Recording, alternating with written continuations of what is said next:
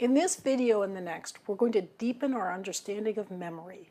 As you're probably beginning to understand, memory is only part of learning and developing expertise, but it's often an important part.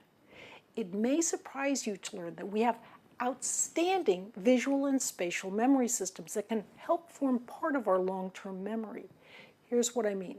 If you were asked to look around a house you'd never visited before, you'd soon have a sense of the general furniture layout, where the rooms were, color scheme, the pharmaceuticals in the bathroom cupboard. In just a few minutes, your mind would acquire and retain thousands of new pieces of information. Even weeks later, you'd still hold far more in your mind than if you'd spent the same amount of time staring at a blank wall. Your mind is built to retain this kind of general information about a place.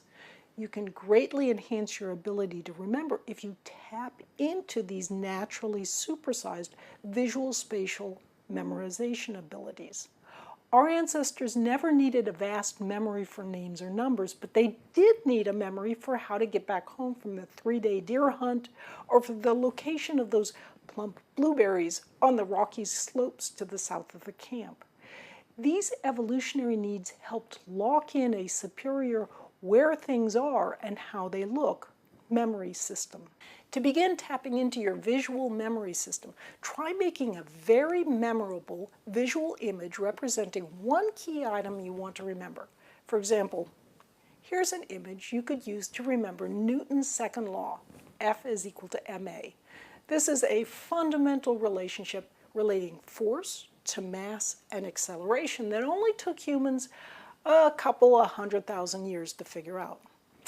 The letter F in the formula could stand for flying, M could stand for mule, and A, well, that's up to you.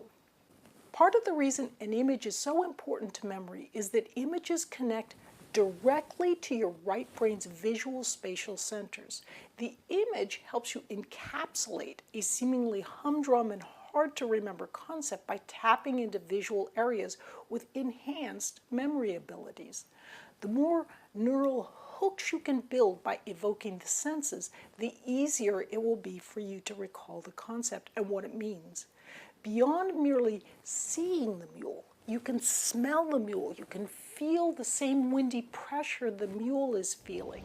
You can even hear the wind whistling past. The funnier and more evocative the images, the better.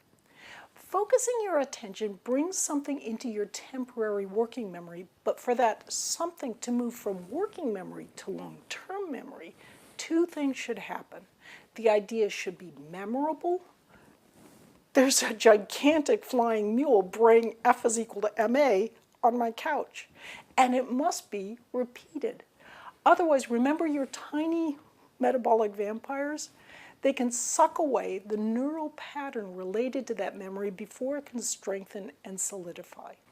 Repetition is important. Even when you make something memorable, repetition helps get that memorable item firmly lodged into long-term memory. Remember to repeat, not a bunch of times in one day, but sporadically over several days. Index cards can often be helpful. Writing and saying what you're trying to learn seems to enhance retention. For example, if you're trying to learn concepts in physics, you might take an index card and write the Greek letter rho. That's a common abbreviation for density. You'd write it on one side, and you'd write the remaining information on the other. Handwriting appears to help you to more deeply encode, that is, convert into neural memory structures what you're trying to learn. While you're writing out the kilograms per cubic meter, you might imagine a shadowy kilogram. Just feel that mass lurking in an oversized piece of baggage that happens to be 1 meter on each side. The more you can turn what you're trying to remember into something memorable, the easier it will be to recall. You'll want to say the word and its meaning aloud to start setting auditory hooks to the material. Next, just look at the side of the card with the Greek letter rho on it and see whether you can remember what's on the other side of the card. If you can't, flip it over and remind yourself of what you're supposed to know. If you can remember, put the card away. Now, do something else. Perhaps prepare another card and test yourself on it. Once you have several cards together, try running through them all and even mixing them around to see if you can remember them. This helps interleave your learning. Don't be surprised if you struggle a bit. Once you've given your cards a good try, put them away. Wait and take them out again, maybe before you go to sleep.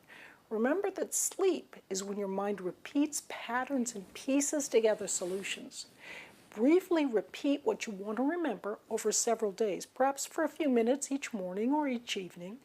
Gradually extend the time between the repetitions as the material firms itself into your mind.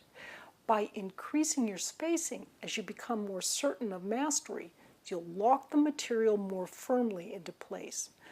Great flashcard systems like Anki have built-in algorithms that repeat on a scale ranging from days to months. Interestingly, one of the best ways to remember people's names is to simply try to retrieve the people's names from memory at increasing time intervals after first learning the name. I'm Barbara Oakley. Thanks for learning about learning.